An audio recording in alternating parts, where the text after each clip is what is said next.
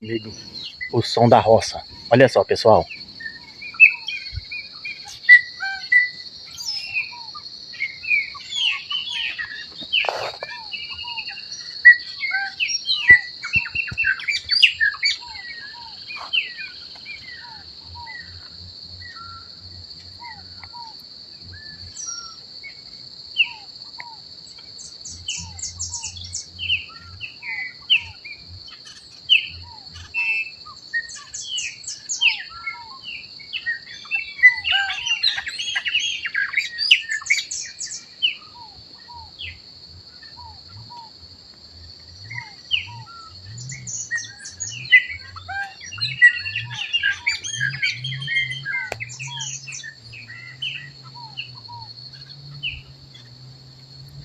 Pessoal, tem tanta coisa pra me organizar pra mudar pra cá.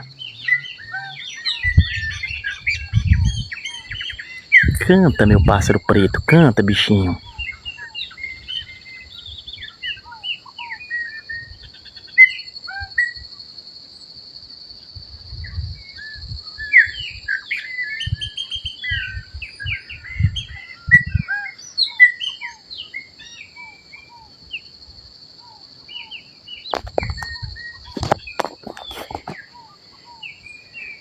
Esse é o preço que a gente paga por morar na roça, né? Olha a paz. Gente, teve um bichinho que andou por aqui. Eu não sei se é cachorro do mato. Vou mostrar o rastro pra vocês aqui, ó. Ó, olha ele ali, gente, ó. Pássaro preto cantando. Deixa eu mostrar ele primeiro.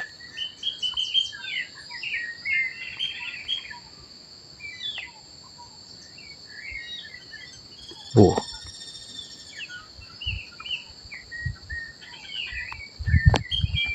Olha aqui, pessoal. Ó. Rastro do bichinho aí, ó. Andando aqui, ó. Tudo isso, gente, é porque tem uma mata logo ali, ó. Olha lá a mata. Então assim, como eles veem que não tem movimento forte de gente aqui, os animais andam mesmo, entendeu? Eita, gente. Olha aí.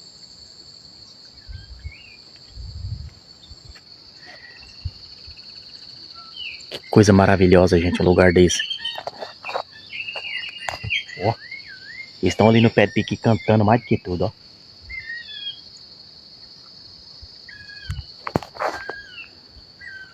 Meu Deus, gente, quem gosta desse som?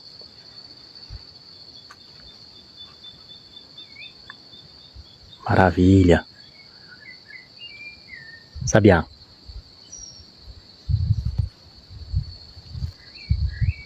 Ó. Chega, chora.